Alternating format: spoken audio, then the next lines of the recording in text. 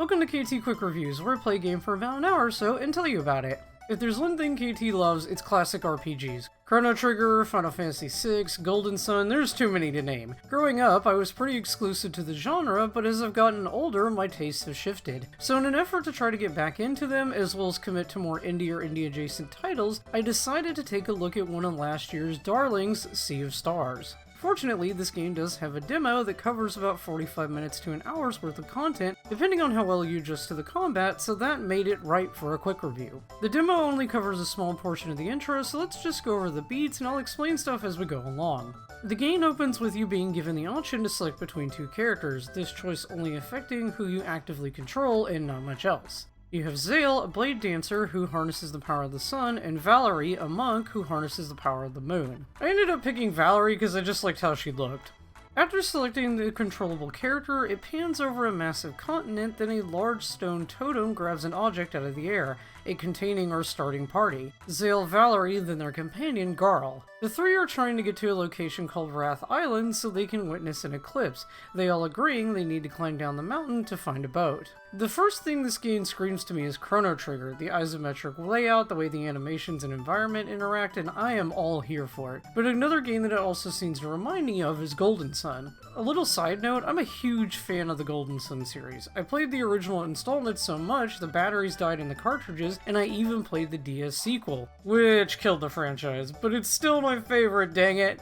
Climbing down a rope ladder, we get to our first fight against these two goblin merchant fellas, and oh man, I should have read the tutorial on how the combat works, because I did not understand any of what was going on. I finally did, like, right at the last part of the demo, but you know what? That's just how it goes sometimes. I'm going to briefly, and probably badly, explain the combat mechanics real quick so we can just move on to the story beats. Sea of Stars follows the basic logic of turn-based mechanics, but throws in a few new tricks just to keep things interesting. The main thing is this icon system that appears above enemy heads. Each type of attack a party member can do does a certain type of damage. Valerie obviously doing moon type, Zale doing sun type. There's also bludgeoning, which is denoted by a hammer, and slashing, which is denoted by a sword. The goal is to destroy the sequence of icons so as to make defeating the enemy easier. There's also a combo system as well as timing mechanics that affects blocking and additional attacks. One other thing to add, if you get a successful hit off, you also regain magic, something that is in very short supply if you aren't careful. Once the group gets off the mountain, they enter a small coastal town called Brisk. Here, they come in contact with a group of pirates who they're reluctantly asking for help to get them to Wrath Island.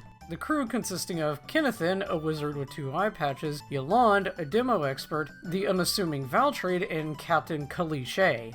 I see what you did there. The pirates strike up a deal. If one of them can beat Valtrade in an arm wrestling contest, they will take the group free of charge. If they lose against him, they will have to go collect an item the captain wants. Garl agrees to a match, Valtrade ripping off his magic shirt to reveal a mass of muscles, he quickly chopping the table in half. The pirates all laugh about it, saying the group now has to go north to collect a coin so as to redacted for spoilers. I love stuff like this, it's so funny. The captain then orders Kennethan, Yolande, and Valtrade to go with him, the group traveling north. Getting to the wizard lad, Kennethan uses his magic to help lift the door slightly, Valtrade using his muscles to move it further. Yolande then using a bomb to finally blast a hole in the wall. Deciding to want to take a look inside, Kennethan goes with the group, the other 2 pirates reporting back to the captain.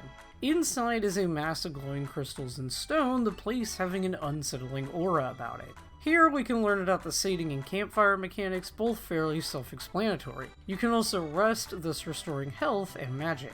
The area consists of 7 rooms, each one having a different set of puzzles that ultimately lead to the main one. The goal is to collect 3 crystals, then turn on all 3 pillars so as to create a white portal to enter. I ended up doing each room and got some decent gear for the gang. The puzzles were also enough of a challenge to not be boring. Finally gathering all the crystals, the group enter the white portal and step into a void. Across from them looks to be a pile of rags and wood. Garl stepping towards it in hopes he can find the coin. The cloth suddenly erupts into a ghostly apparition, and we're introduced to the first boss fight. This guy did get into some trouble trouble because I hadn't figured out the combat, but I was determined to beat them. The boss has a few thorns, one being weak to magic, the other being weak to physical. They can also just launch attacks that pretty much one-shot you if you're missing any kind of health. But this game features a fairly unique downed system. Instead of needing to revive your party member with an item or spell, they have a series of stars that float around their heads. Once their stars are gone, they come back with half health and can fight once more. The drawback being if they get downed again, the number of stars increases. It only took me 2 attempts, and once I finally got the rhythm, oh wait, that's the end of the demo. Aw, come on man, I wanted to see what happened. Well, it looks like I'm gonna have to buy this game. Sea of Stars is very much a love letter to my childhood, and I'm so glad it exists. I'm finally going to be adding this one to my list of games to play this year, and I hope you do as well. Thank you all so much for watching, and if you like this kind of content or even longer form videos, please sure to subscribe, and if you want to help me out in other ways, I also have a Patreon. I'll see you all in the next video.